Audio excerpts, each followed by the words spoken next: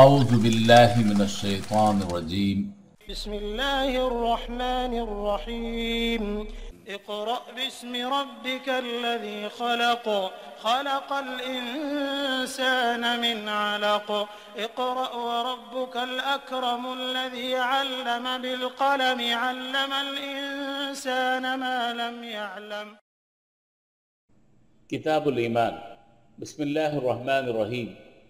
हदीस नंबर 13। हज़रत अनस रज़ी अल्लाह तआला अन्हु से रिवायत है,